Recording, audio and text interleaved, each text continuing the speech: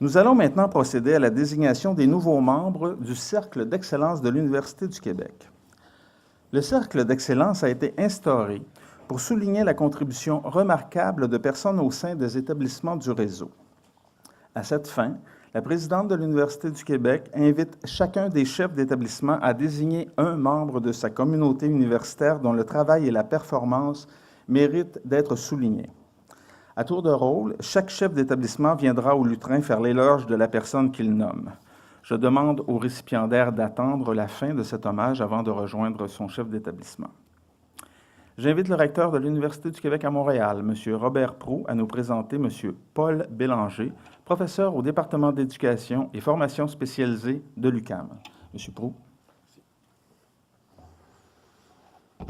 Madame la Présidente, chers collègues, Mesdames, Messieurs, c'est avec une immense fierté que l'UQAM et son recteur accueillent aujourd'hui M. Paul Bélanger au Centre d'excellence de l'Université du Québec. Professeur au département d'éducation et formation spécialisée, Paul Bélanger compte parmi les plus éminents spécialistes d'éducation permanente, tant sur le plan national qu'international. Ses réalisations et son engagement à soutenir le droit à l'éducation, quel que soit l'âge de la personne qui veut apprendre, lui ont valu, entre autres, de diriger pendant 10 ans à Hambourg, en Allemagne, l'Institut de l'UNESCO pour l'apprentissage tout au long de la vie et d'accepter différents mandats internationaux de l'UNESCO et de l'OCDE au cours des années 90. Peu de Québécois connaissent un rayonnement international aussi remarquable en éducation. Détenteur de 2 maîtrises, l'une en philosophie de l'Université Saint-Paul à Ottawa et l'autre en sociologie politique de l'Université de Montréal, et d'un diplôme d'études supérieures en éducation des adultes de l'Université de Manchester au Royaume-Uni, le professeur Bélanger obtient son doctorat en sociologie de l'éducation de la Sorbonne en 1976. Cette année-là, le Centre de recherche pour le développement international lui offre une bourse de recherche pour évaluer les relations entre l'éducation et le développement dans 3 pays africains, le Sénégal, la Guinée-Bissau et l'Angola. Alors qu'il préparait sa thèse de doctorat, le professeur Bélanger s'est illustré au Québec comme chercheur, puis surtout comme directeur général de l'Institut canadien d'éducation des adultes. Il a dirigé de 1972 à 1984 cet organisme phare qui s'est imposé au Québec dans les réseaux publics et associatifs comme lieu rassembleur et dynamique pour l'avancement de l'éducation des adultes et du droit à l'éducation tout au long de la vie. Par la suite, il a assumé la présidence de la commission d'évaluation du Conseil des collèges du Québec et la direction de l'Institut de recherche appliquée sur le travail.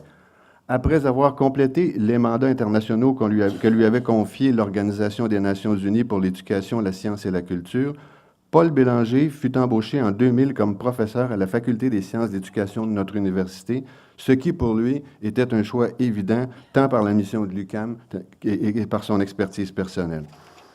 Le professeur Bélanger a fondé en 2010 et dirige toujours le Centre interdisciplinaire de recherche sur le développement de l'éducation permanente ainsi que l'Observatoire compétences-emploi sur la formation continue et le développement des compétences. Il est aussi président du comité scientifique de la chaire UNESCO de recherche appliquée pour l'éducation en milieu carcéral, laquelle est rattachée au cégep Marie-Victorin. De 1999 à 2011, Paul Bélanger a présidé l'International Council for Adult Education, qui a vu naître sous sa direction un séminaire international annuel réunissant des jeunes praticiens de la formation continue issus de différentes régions du monde et visant l'émergence d'une nouvelle génération de leaders dans le domaine. Animés par le professeur Bélanger, ces séminaires ont lieu en Scandinavie, en Amérique latine ainsi qu'en Afrique. À titre d'analyste, M. Bélanger a publié plusieurs ouvrages et articles importants pour le développement de l'éducation aux adultes, seul ou en collaboration, en français et en anglais, ici, en Europe et au Royaume-Uni. Il est l'auteur notamment de Literacy and Lifelong Learning, un texte paru en 2010 dans l'International Encyclopedia of Education chez Elsevier à Amsterdam. En 2014, 6 de ces textes doivent paraître ou ont déjà été publiés. Professeur, chercheur, homme de terrain, communicateur, rassembleur, gestionnaire de haut niveau, Paul Bélanger a vu son travail inlassable en faveur du rôle de l'éducation comme facteur de développement durable et équitable et facteur d'autonomie pour les personnes de tous âges, souligné et reconnu ici comme à l'étranger. Lauréat 2014 du prix Reconnaissance de la Canadian Association for University Continuing Education Il a été récipiendaire de 3 doctorats honoris causa des universités de Surrey en Angleterre, de Montréal en 2011 et en 2012 de Saint Francis Xavier en Nouvelle-Écosse, établissement d'ailleurs pionnier au Canada en matière d'andragogie. Il a également reçu en 1984 la médaille Robbie Kidd du nom du fondateur de l'International Council for Adult Education, qui souligne l'œuvre innovatrice et structurante d'un praticien en éducation des adultes. Admettre Paul Bélanger dans le Centre d'excellence de l'Université du Québec permet de reconnaître l'apport inestimable de ce sociologue sur les plans scientifiques et éducatifs, de même que son engagement soutenu et sa remarquable contribution au développement de l'éducation permanente de la formation continue. Cher Paul, c'est un grand honneur pour moi de présenter ta candidature et toutes mes félicitations. Merci.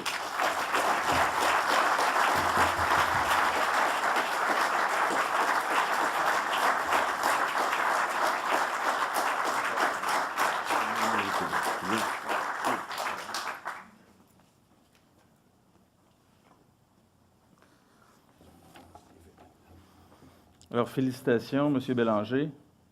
Merci, M. le recteur.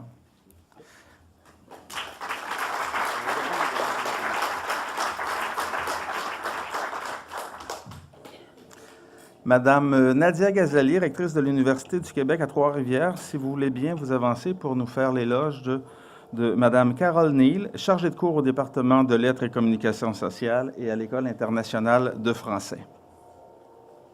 Merci beaucoup, Monsieur Roy. Madame la présidente de l'Université du Québec, chers récipiendaires d'un prix ou d'une distinction, d'une mention d'excellence de l'UQ, chers collègues, Madame Pronovost, merci d'être là, de représenter Madame Carole Neal, chers membres du milieu universitaire, distingués invités. De nombreux moments agrémentent la fonction de chef d'établissement et en tête de liste, il y a très certainement ceux qui consistent à reconnaître publiquement les bons coups des membres de notre communauté. Parce que notre travail ne saurait se réaliser pleinement sans l'engagement de celles et ceux qui, par leurs idées et par leurs projets, participent à la réalisation de la mission universitaire. Aujourd'hui, l'Université du Québec honore une personnalité bien connue à l'UQTR, une femme avec qui j'ai la chance de travailler régulièrement, une chargée de cours dévouée qui se démarque par la grande qualité de son travail. Il va sans dire que je suis extrêmement heureuse et fière de voir Carole Neal admise au Cercle d'excellence de l'Université du Québec. Œuvrant au sein de son alma mater depuis 1983, Madame Carole Neal contribue non seulement à la formation des étudiants de l'UQTR, elle agit aussi comme digne ambassadrice de notre réseau à l'échelle provinciale. Laissez-moi vous présenter cette femme d'exception et quelques-unes de ses réalisations. Depuis plus de 30 ans, Carole Neal incarne à merveille l'image qu'on se fait d'une pédagogue dynamique. Elle excelle dans son rôle de transmettre les connaissances et sait susciter l'intérêt de ses étudiants. Mais au-delà de sa fonction de chargée de cours au département de lettres et communications sociales, Madame Neal n'hésite pas à donner les bouchées doubles pour améliorer la formation des personnes qui passent par l'EIF, qui est l'École internationale de français. À cet égard, son apport à titre de membre du conseil d'orientation de l'EIF est incontestable. Avec ses collègues, dont Madame Pronovost, collègue de Madame Carole Neal, elle a procédé à la révision de tous les cours de français offerts aux étudiants internationaux, ainsi qu'à la mise à jour de plusieurs documents pédagogiques conçus par les chargés de cours de l'école. Notons aussi sa participation à l'élaboration d'un test de français unique à l'UQTR, dont le but est de mesurer les compétences langagières des étudiants provenant de l'international. Cette initiative contribue à cibler des carences dès l'arrivée en vue de leur proposer des mesures d'aide pour favoriser leurs intégrations aux études et s'assurer de leur réussite. Également, le caractère intellectuel des réalisations de Madame Neal lui vaut d'être membre du comité de lecture des presses de l'EIF, une maison d'édition visant à rendre disponible à plus grande échelle, et oui, l'accessibilité, les connaissances et les savoir-faire développés à l'UQTR. C'est déjà beaucoup, mais il y a plus. Si l'engagement fait partie intégrante de la culture universitaire, Carol Neal en offre un exemple éloquent, faisant preuve d'un leadership incontestable. Elle est une membre rassembleuse et très active au sein de sa communauté universitaire. Parmi les multiples fonctions qu'elle occupe, mentionnons celle-ci. Présidente du syndicat des chargés de cours de l'UQTR, experte associée à la préparation de notre planification stratégique 2015-2020, membre du conseil d'administration et membre de son comité de gouvernance et d'éthique, en plus de siéger à plusieurs comités de sélection.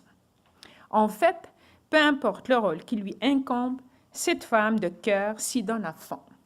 L'impact de ses nombreuses actions se fait sentir sur plusieurs plans, notamment par rapport aux relations de travail et quant à la valorisation de la mission universitaire et au rayonnement de notre université.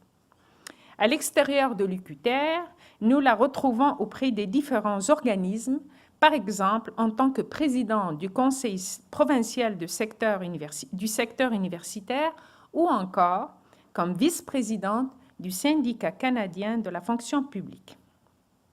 À ce titre, son expertise fut mise à contribution lors du sommet sur l'enseignement supérieur en février 2013.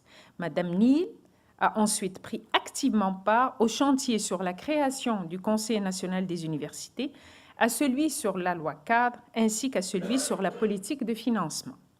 Dans le cadre de ces chantiers, elle a combiné sa plume et sa fine connaissance du milieu universitaire pour la rédaction des mémoires déposées par la Fondation des travailleurs du Québec. Voilà donc, esquissé à grands traits, les récents accomplissements d'une femme extrêmement dévouée, dont l'esprit d'initiative, la maturité intellectuelle et les aptitudes de leader méritent amplement ce témoignage de reconnaissance de l'Université du Québec.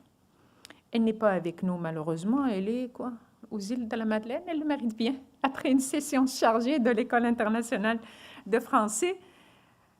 Au nom de toute notre communauté universitaire, chère Carole, et en mon nom personnel, je t'exprime l'immense bonheur qui nous anime pour ce qui t'arrive aujourd'hui. On reçoit nos félicitations enthousiastes et sincères pour cette distinction prestigieuse. C'est un grand honneur pour l'UQTR de te compter dans ses rangs. Bravo.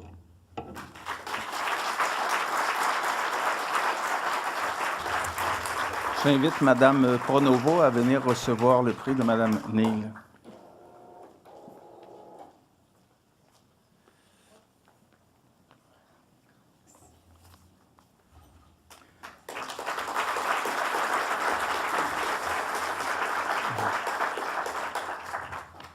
Merci, Mme Ghazali. Merci, Mme Pronovo. J'invite maintenant au lutrin M. Jean-Pierre... J'invite maintenant au lutrin M. Jean-Pierre Ouellette, recteur de l'Université du Québec à Rimouski, afin de nous présenter la personne qu'il désigne au Cercle d'Excellence, M. Gustavo A. Ferreira, professeur à l'Institut des sciences de la mer de l'UQAR.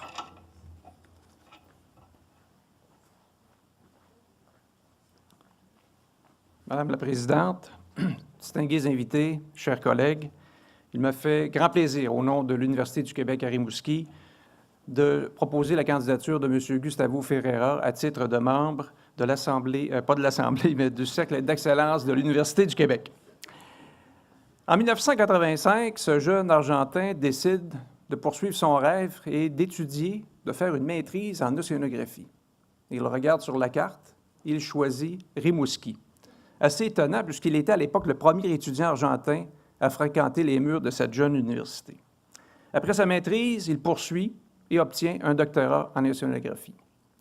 Il retourne en Argentine et, fort de son expérience au Québec, établit des liens de collaboration étroits entre l'Argentine et le Québec, à tous les niveaux, universitaire, centre de recherche, jusqu'au niveau supérieur, gouvernemental également. Dans le fond, son rêve ultime, c'était de doter l'Argentine d'une capacité de recherche océanographique. Voyant que son rêve aboutissait, avançait, mais qu'il lui restait encore beaucoup d'étapes à franchir, Il applique et obtient un poste à l'Institut des sciences de la mer de l'UQAR en 2008 comme professeur. Mais comme vous pouvez vous y attendre, il poursuit toujours, après 2008, ses initiatives pour favoriser la collaboration entre l'Argentine et l'UQAR. Il multiplie ses efforts et, en bout de ligne, ça s'est concrétisé par la mobilité étudiante, par la réalisation de nombreux projets de recherche entre l'Argentine et l'Université du Québec à Rimouski. En 2013, on signe une entente stratégique importante avec le gouvernement argentin pour favoriser la mise en place d'une programmation de recherche ambitieuse qui implique environ une cinquantaine de chercheurs des deux pays, de façon à mieux comprendre l'état de santé de la baie de San Jorge en Argentine, une baie extrêmement stratégique du point de vue économique, social pour l'Argentine, une baie qui est ouverte sur la mer, une baie extrêmement importante. Une programmation de recherche pour déterminer l'état de santé, mais également pour déterminer les impacts potentiels des hydrocarbures sur cet écosystème marin extrêmement important du point de vue de l'Argentine. Donc, M. Gustavo Ferreira a été au cœur de la définition de la programmation de recherche pour supporter cette mission, mais il a été également le chef de mission. Donc, vous pouvez imaginer toute la logistique que représente une mission impliquant une cinquantaine de chercheurs de deux pays. Mais il y avait encore une étape supplémentaire à franchir. C'est beau réaliser une mission scientifique, mais il manquait un instrument central, un navire de recherche. Donc là, il a eu l'idée assez brillante de penser qu'on pouvait utiliser le Coriolis II, le navire de recherche de l'UQAR, et le faire hiverner en Argentine. Donc, au début, il a passé pour être un peu farfelu, mais son rêve s'est réalisé et l'hiver dernier, le Coriolis II a hiverné en Argentine dans le but de réaliser cette mission de recherche ambitieuse. Donc, grâce à M. Gustavo Ferreira, évidemment, l'UQAR a su rayonner outre frontières. On a établi des liens de collaboration durables avec l'Argentine. On a joué un rôle important du point de vue du développement de la recherche en Argentine. Et aussi, grâce à M. Gustavo Ferreira, on a fait un pas extrêmement important dans notre processus d'internationalisation de notre université. Donc, pour ces raisons, évidemment, on est bien fiers de soutenir ce soir sa candidature. J'aimerais peut-être profiter de l'occasion pour souligner, parce que dans le débat actuel sur les frais de scolarité concernant les étudiants étrangers, on a tendance parfois à négliger les effets positifs qu'entraîne la présence des étudiants étrangers, notamment pour des universités comme la nôtre, mais je pense pour l'ensemble des universités québécoises et pour l'ensemble de la société québécoise. Et le parcours de M. Gustavo Ferreira illustre bien les bénéfices qu'on peut anticiper de la présence des étudiants étrangers au Québec. J'aimerais terminer avec peut-être une petite anecdote. Lorsque j'ai accompagné M. Ferreira en 2013 pour la signature de l'entente et pour l'élaboration des derniers détails menant à la concrétisation de cette mission de recherche importante, bien, je pense que j'ai réalisé finalement en bout de ligne que j'étais là pour transporter les valises, mais ça, c'est une autre histoire. Quand on est arrivé là-bas, j'ai réalisé que les hommes, entre eux, on se serre la main. Là, j'ai dit, jusqu'à présent, ça va, je suis à l'aise dans ce... Bon, on fait la collade. La collade, ça peut toujours aller. Mais après ça, on passe à la bise. Bon, là, je suis un petit peu moins à l'aise, mais il faut s'adapter. Sauf qu'après une semaine, quand je suis retourné chez moi et j'avais la peau toute irritée, c'était d'expliquer ça à ma conjointe, là, que ça n'a pas été facile. Donc, j'aime mieux vous aviser que ce soir, c'est un contexte qui est propice à la bise. Donc, je me sens comme une obligation. Non? Donc, pour les âmes sensibles, fermez les yeux. Et pour les âmes très sensibles, faites comme moi. Fermez les yeux et pensez à autre chose.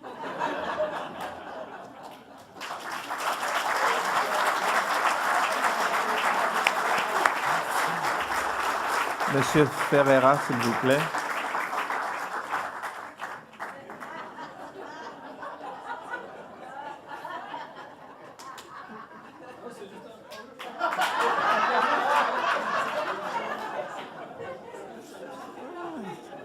On y prend goût, Monsieur Ouellet?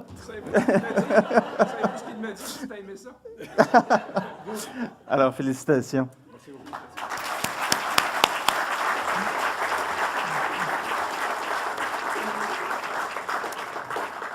C'est maintenant au tour du recteur de l'Université du Québec en Outaouais, M. Jean Vaillancourt, à témoigner de la valeur de sa récipiendaire, Mme Rokia Missaoui, professeure au département d'informatique et d'ingénierie de l'UQO. M. Vaillancourt.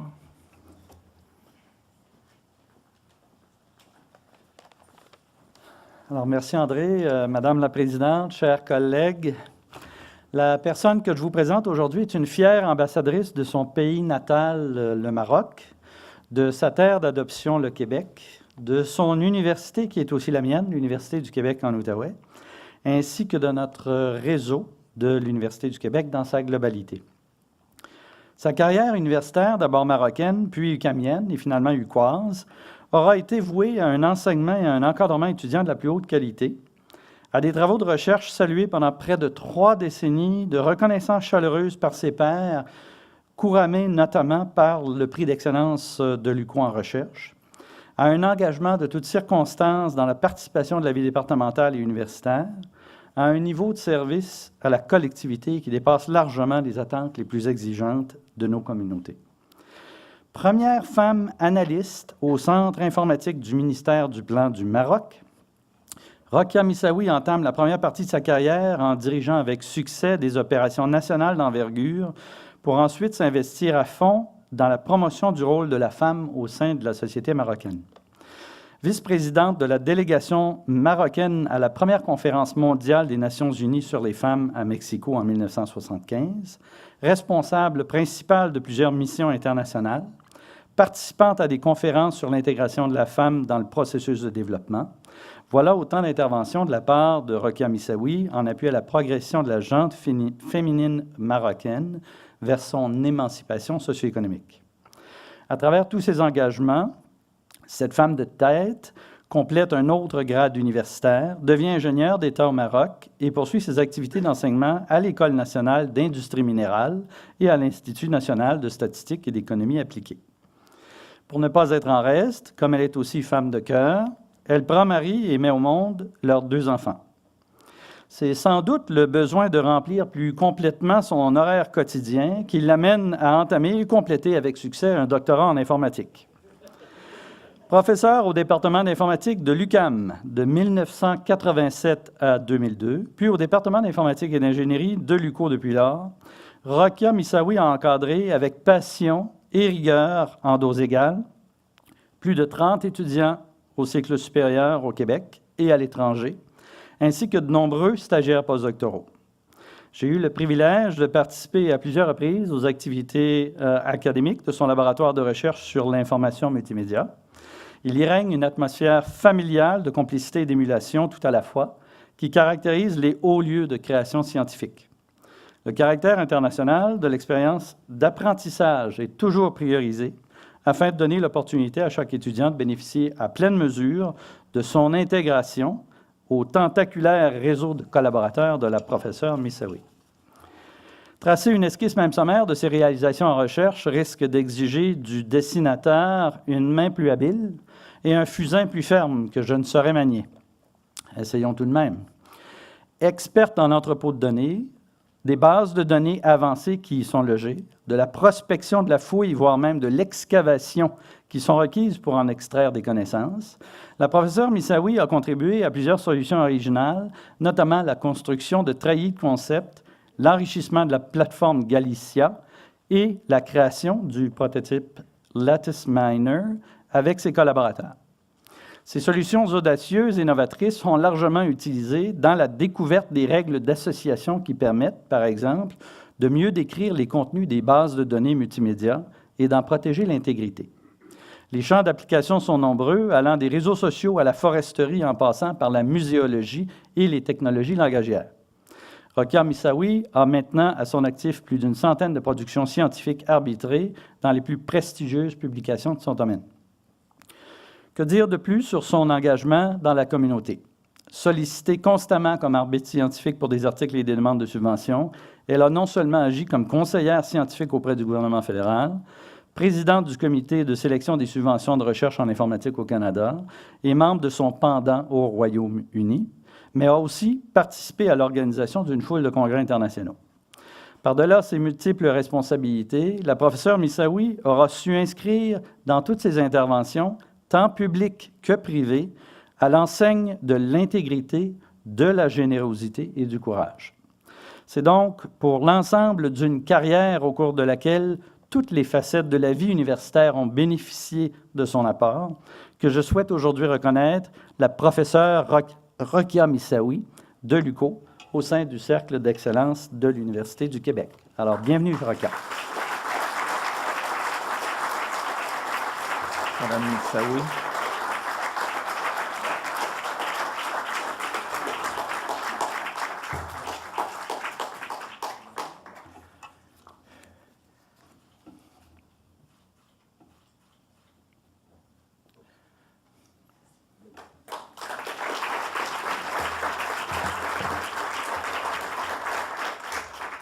Félicitations, Madame Missaoui. Merci, Monsieur Vaillancourt. Madame Joanne Jean, rectrice de l'Université du Québec en Abitibi-Témiscamingue, voulez-vous, je vous prie, nous faire l'éloge de Madame Li Jen Cheng, professeure à l'Institut de recherche en mines et en environnement à l'Université du Québec en Abitibi-Témiscamingue.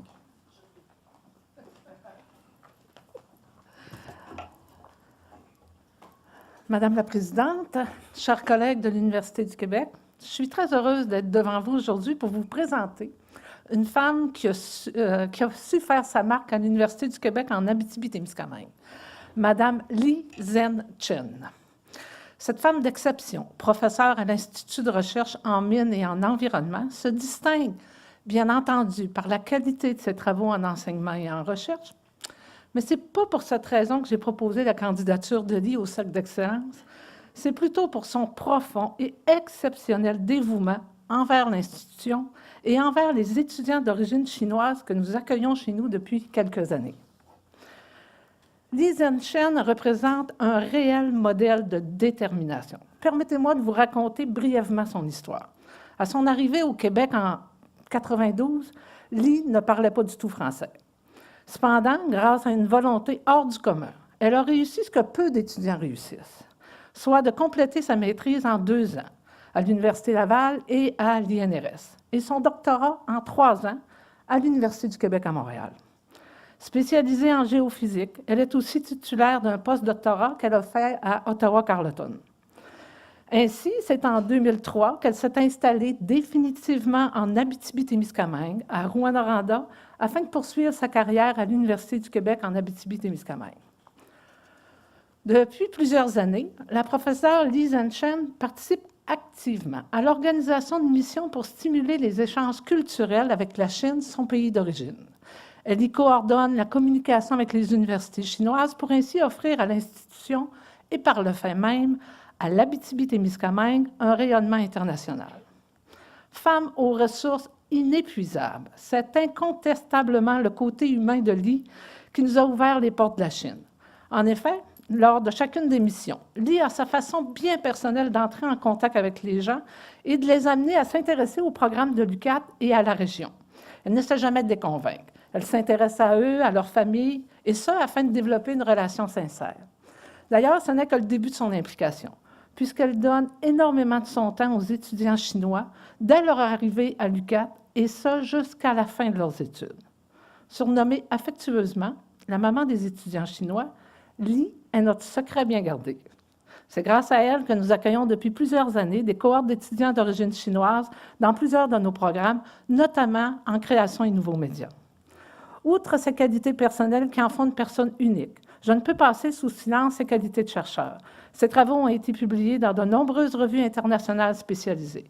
D'ailleurs, en 2012, la professeure Jen Chen a reçu la médaille Barlow remise par l'Institut canadien des mines et de la métallurgie. D'autre part, en plus d'enseigner au cycle supérieur à l'UQAT, Li donne aussi des cours de mandarin. Ainsi généreuse et débordante d'énergie, elle ne compte pas ses heures et s'implique activement dans plusieurs activités. Ses recherches en mines et en environnement, son enseignement en ingénierie, son dévouement pour le recrutement d'étudiants d'origine chinoise, et ce, en plus de l'encadrement quotidien et de l'accompagnement dans l'apprentissage de la langue française des étudiants chinois. Quelquefois, je me dis qu'il y a sans aucun doute un secret dans la médecine chinoise qui lui permet d'avoir cette énergie impressionnante. Comme l'a si bien dit le très connu Winston Churchill, là où se trouve une volonté, il existe un chemin. Et cela, Li l'a très vite compris.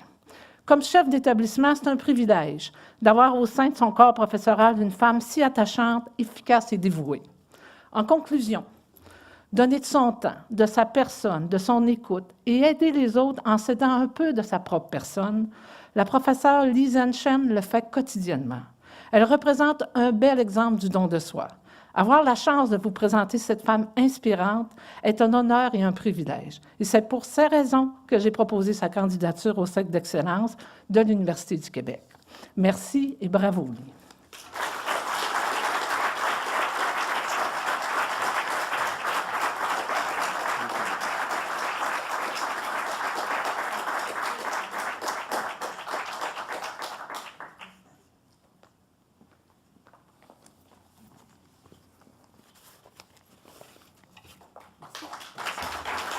Félicitations.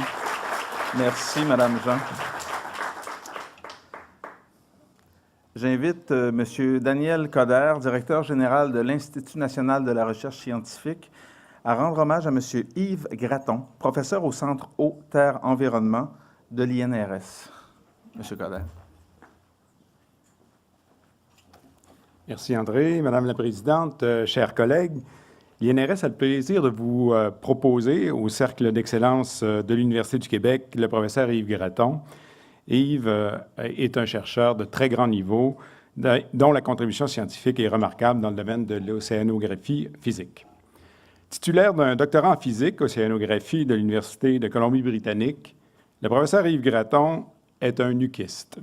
En effet, il a d'abord fait carrière comme professeur au département d'océanographie de l'UQAR, par la suite chercheur à l'Institut Maurice-Lamontagne, où il a été notamment chef de la division de l'océanographie physique, avant de se joindre à l'INRS Océanologie, devenu l'ISMER, puis le Centre Eau, Terre, Environnement de notre université. Spécialiste en océanographie physique, le professeur Gratton s'intéresse notamment aux processus qui contrôlent la circulation et le mélange de masse d'eau et aux processus qui affectent la production biologique océanique. Il possède une vaste expertise dans les études d'impact de l'environnement physique sur la qualité du milieu, la production biologique et les pêcheries. Yves fait partie de ces chercheurs discrets, mais des plus productifs. À preuve, il se désigne lui-même comme étant, très humblement, un physicien de service, alors qu'il a participé à la réalisation de plusieurs grands programmes multidisciplinaires nationaux et internationaux dans le but d'étudier la réponse des écosystèmes marins au changement climatique. Son expertise a été mise à profit au sein de plusieurs équipes internationales. À titre d'exemple, dans le cadre du réseau des centres d'excellence ArcticNet, il a été responsable du thème portant sur les impacts des changements climatiques dans le Haut-Arctique canadien, où il a dirigé une équipe multidisciplinaire dont l'objectif était de produire une étude comparative des conditions physiques, mais aussi sociales, incluant des analyses stratégiques et médicales dans cette région. Il a de plus été un acteur très important de grands projets de recherche, les projets CASE dans le Grand Nord, Arctic Solace, NetCare, et des programmes européens également de recherche. Il a été de plus chef de mission à bord de navires de recherche comme l'Amundsen à plusieurs reprises. Depuis 1988, il travaille également dans l'estuaire, lorsqu'il revient au sud, dans l'estuaire du Saint-Laurent, entre autres sur un projet d'acidification du milieu. Auteur de nombreux articles scientifiques, le professeur Gratton est également très impliqué dans la formation d'une relève scientifique de haut niveau en océanographie.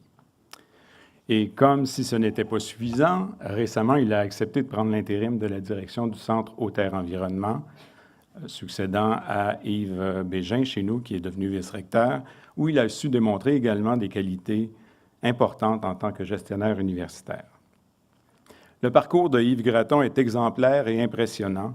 Homme de terrain et de réseau, il a démontré sa capacité à œuvrer dans un environnement où se côtoient des chercheurs en sciences naturelles, en sciences médicales et sociales. L'INRS est fier de pouvoir compter sur la compétence et les réalisations de chercheurs comme Yves, qui permettent à l'INRS de contribuer aux grandes priorités du Québec, telles que le Plan Nord et la stratégie maritime, et aussi à l'avancement des connaissances sur des grands enjeux internationaux comme celui des changements climatiques. Madame la Présidente, chers collègues, l'INRS est fier de vous présenter le professeur Yves Gratton au Cercle d'excellence de l'UQ.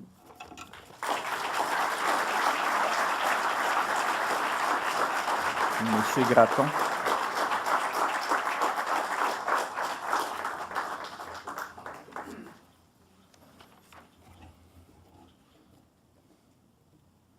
Félicitations. Merci, M. Coder.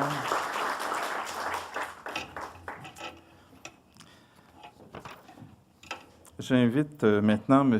Nelson Michaud, directeur général de l'École nationale d'administration publique, à vous approcher pour nous présenter Mme Renée Courville, directrice de la Direction des services aux organisations Bureau de Montréal, et Mme Lucie Montreuil, directrice opération et assurance qualité à la Direction des services aux organisations. Monsieur Michaud.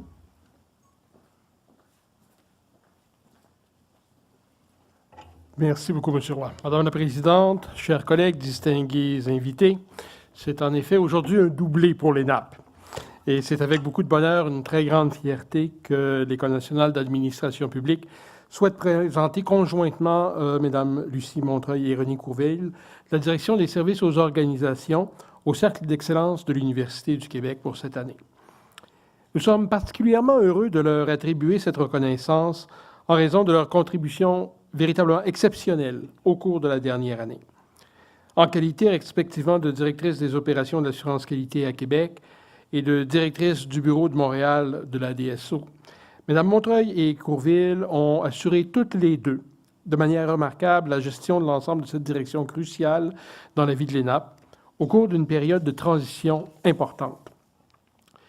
La direction des services aux organisations, pour ceux et celles d'entre vous qui ne connaissent moins, occupe une place stratégique dans le rôle que joue l'ENAP auprès des administrations publiques. La DSO, comme on dit dans notre jargon, c'est notre lien au quotidien avec ces administrations publiques, par la réponse que nous pouvons offrir à leurs besoins ponctuels et structurels de perfectionnement, d'évaluation de compétences, de conseil et de coaching des gestionnaires. Au cours de la dernière année, non seulement la phase de transition qu'a traversé la direction a apporté son lot d'incertitudes caractéristiques, mais nous le savons tous, les aléas politiques ont comme effet normal de ralentir les demandes exprimées par les gouvernements. À cela, il faut ajouter des finances publiques exsangues qui ne favorisent vraiment pas l'expansion de tels services.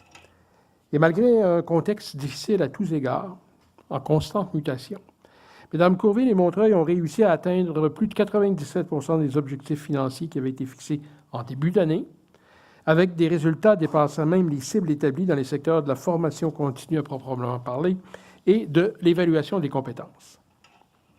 En qualité de gestionnaires exemplaires, elles se sont appliquées à prendre les mesures nécessaires et appropriées, et elles ont adéquatement fourni et assuré la stabilité nécessaire du service dans ces circonstances qui ont marqué chez nous l'année 2013-14.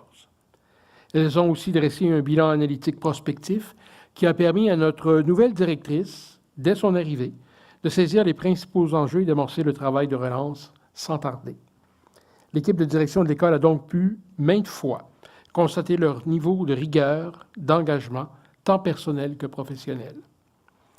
Des réalisations importantes ont marqué l'année dans les secteurs de la santé, de la haute fonction publique et du réseau municipal.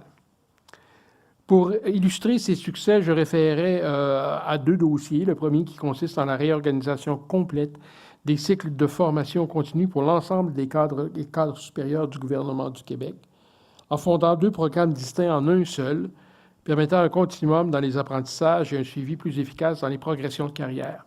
Et pour celles et ceux d'entre nous qui avons négocié déjà avec le Conseil du Trésor, le Conseil du Trésor était un partenaire dans l'ensemble de l'exercice, ce qui peut vous donner un niveau de la complexité des pourparlers qui ont été menés.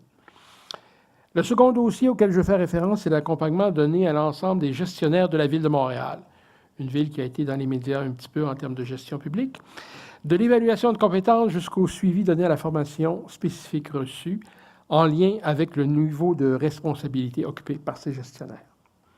Dans les deux cas, les succès rencontrés sont remarquables et la mesure de ces succès, nous la prenons notamment à l'aune de la satisfaction exprimée par les partenaires engagés dans ces exercices. Les motifs en appui aux candidatures de Mesdames Montreuil et Courville sont donc en lien direct avec le travail exceptionnel qu'elles ont accompli et avec l'importance stratégique de leur contribution à la gestion de l'administration, de la direction des services aux organisations chez nous. Mais il y a plus. Non seulement ont-elles maintenu haute la barre de la réussite face aux appels qui leur étaient adressés, mais aussi et de façon plus générale, elles ont été des équipières de tout premier ordre. Leur engagement indéfectible envers l'école et leur constante disponibilité à partager leur expertise, leurs compétences et d'en faire profiter l'ensemble de leurs collègues cadres de l'école méritent aussi d'être soulignés et reconnus formellement.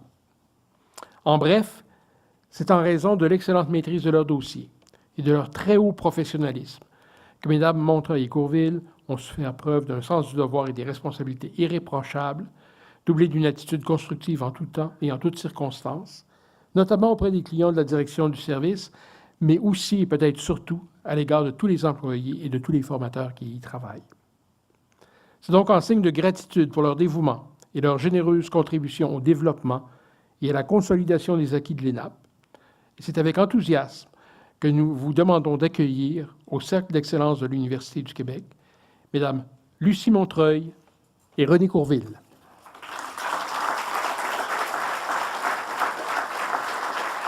Madame Montreuil, Madame Courville.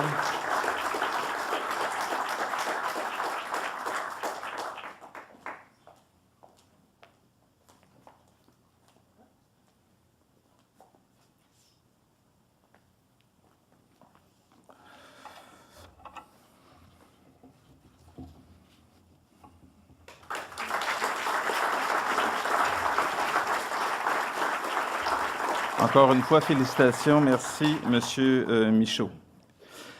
Monsieur Pierre Dumouchel, directeur général de l'École de technologie supérieure, je vous invite à nous faire découvrir votre récipiendaire, Madame Jocelyne Saint-Pierre, agente de recherche à l'ETS.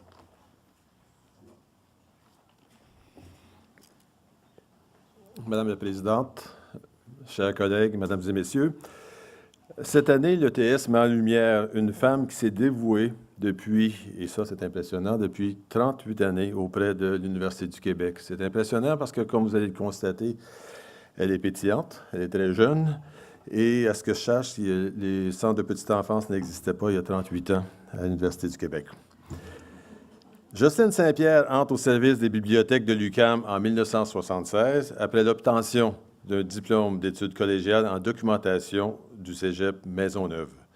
En 1992, bénéficiant d'un support financier de son employeur, elle obtient un baccalauréat en administration de l'UQAM et réussit avec mention d'honneur.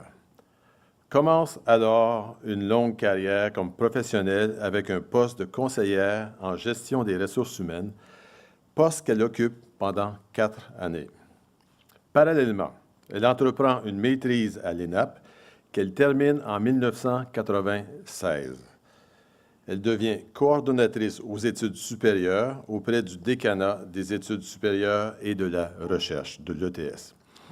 En mai 2001, 25 ans presque jour pour jour après son entrée à l'UQAM, elle accepte un poste régulier d'agent de développement auprès du tout nouveau décanat à la formation qui vient d'être créée à l'ETS. Elle devient l'un des piliers du décanat où elle pilote tous les dossiers de développement de nouveaux programmes académiques à tous les cycles de l'ETS et ils sont très nombreux depuis 2001. Elle joue aussi un rôle de support et de coordination primordial dans tous les processus de préparation des dossiers nécessaires à l'accréditation des programmes de baccalauréat de génie de l'ETS. On ne pourrait passer sous silence sa contribution à l'introduction des nouvelles normes d'agrément par compétence, la préparation d'innombrables avis pour la commission des études et la réforme des règlements des études. De plus, ses talents de gestionnaire sont mis à contribution lorsqu'on lui demande d'assumer l'intérim de la direction de l'École des technologies de l'information, qui est un partenariat entre la TÉLUQ, l'UQAM et l'ETS.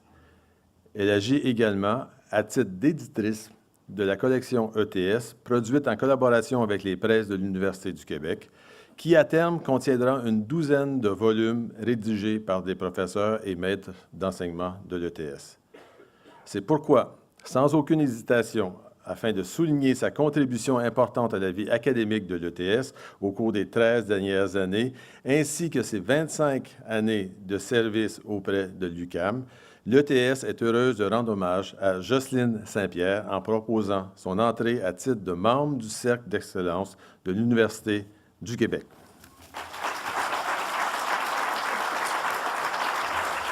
Madame Saint-Pierre.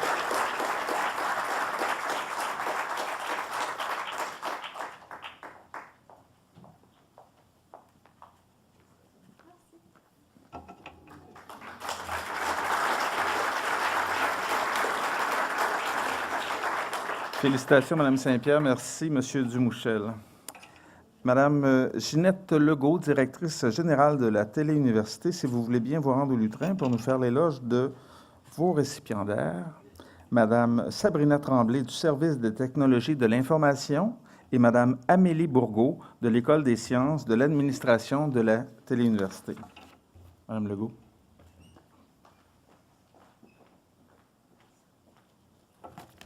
Alors, Madame la Présidente, chers collègues, chers invités, chers lauréats, vous savez tous que la TÉLUQ est en relance, est en repositionnement, et cette année, la direction a choisi effectivement d'honorer 2 employés, de souligner tout particulièrement la contribution d'employés qui travaillent très activement à un projet que nous considérons prioritaire. Alors, avant de vous présenter ces 2 lauréates, je vais vous parler très rapidement du projet. Et vous allez vite comprendre. Alors, il s'agit pour la Télé-Université, comme vous le savez, notre caractéristique notamment, c'est d'être complètement à distance. Alors, l'un des soucis que nous avions en regard de la réussite étudiante, c'est d'établir un lien très étroit avec nos étudiants, de plus en plus étroit, personnalisé. Alors, nous lançons le 4 septembre prochain un nouveau portail. J'entendais tout à l'heure l'enregistreur de CAM qui y faisait référence. Alors, on mettra ça à contribution. Nous avons une équipe qui a travaillé depuis particulièrement 1 an, je dirais, à l'élaboration de ce nouveau portail étudiant que nous avons nommé Ma TÉLUQ. Alors, vous comprenez le sens de ça. Un portail qu'on veut assez innovateur, dans la mesure où, au-delà je vous dirais, des grandes caractéristiques classiques d'un portail étudiant, tel qu'on les connaît jusqu'à présent, nous avons eu le souci de développer justement une relation très personnalisée avec nos 20 000 étudiants. C'est le défi qu'on relève. Donc, des liens rapides, du dépôt de travaux, par exemple, et de résultats de travaux, de corrections en temps réel, une somme d'informations, par exemple, sur le cheminement d'étudiants, sur les choix qu'il peut s'offrir au-delà de son cheminement classique, le rappel des dates importantes, des interfaces qui sont très conviviales, un design aussi qui a été particulièrement épuré et simplifié. Tout ça, évidemment, étant accessible sur tablette électronique et sur ordinateur. Donc, il s'agit en quelque sorte d'un tableau de bord en temps réel pour l'étudiant, mais aussi pour toute notre communauté, pour nos employés qui sont en lien direct avec les étudiants, nos professeurs, nos personnes tutrices chargées d'encadrement. Alors, c'est la contribution. Il y en aura beaucoup d'autres à la TÉLUQ dans les prochains mois, mais cette contribution de la part des employés, on tenait à la souligner en particulier. Donc, nos 2 lauréates, voilà, je vous les présente rapidement. Je vous dirais qu'elles incarnent toutes les 2 l'immense potentiel qui nous est offert par la relève que nous vivons tous au sein de nos institutions, relève de très haut niveau, très professionnalisée, scientifique. Alors, dans les 2 cas, il s'agit de 2 personnes avec des profils de compétences complémentaires différents. Donc, Amélie Bourgault, Amélie qui est coordonnatrice à l'encadrement, qui est à l'École des sciences de l'administration de la TÉLUQ, donc qui travaille en contact très directement avec et les professeurs et les étudiants et tout le personnel d'encadrement, qui est chez nous depuis juin 2009 et qui a une formation de 2e cycle en sciences de l'orientation de l'Université Laval. Donc, Amélie, qui, il faut le dire aussi, a accouché d'un magnifique bébé il y a 2 mois, pas 2 mois, 2 semaines et demie. Alors, elle est parmi nous d'ailleurs, c'est bien. Sabrina Tremblay. Sabrina est une ingénieure, analyste d'affaires, qui est au service des technologies de l'information, comme on le mentionnait tout à l'heure. Elle est parmi nous depuis janvier 2005. Elle est effectivement diplômée en génie informatique de l'Université du Québec à Chicoutimi. Dans les 2 cas, 2 femmes extrêmement engagées. Évidemment, elles ont porté ce dossier-là, elles l'ont coordonné sous la direction du directeur des affaires académiques tout en maintenant toutes leurs activités courantes. Elles étaient accompagnées d'une équipe multidisciplinaire et je tiens à souligner le travail de cette équipe. Ils étaient environ une 12aine de personnes. Alors, vous allez voir un peu quand je parle de multidisciplinarité, elles devaient coordonner le travail, je dirais, la contribution des gens à la fois qui étaient des spécialistes en production numérique, en design d'édition, en programmation, en communication écrite, en analyse en informatique, communication visuelle exactement, en plus, et en design. Alors, tout ça a été mis à l'essai pendant l'été auprès en contribution avec notre association étudiante, auprès d'une 20aine d'étudiants, également avec des étudiants employés de la TELUC. Alors, le lancement se fera le 4 septembre prochain. Donc, nous voulons souligner tout particulièrement cette contribution. Donc, j'inviterai Amélie et Sabrina, qu'on veut bien les accueillir dans le cercle d'excellence pour l'année 2014.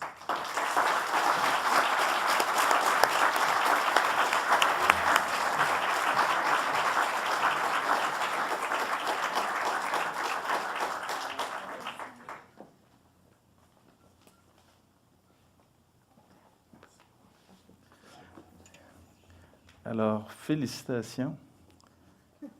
Oups.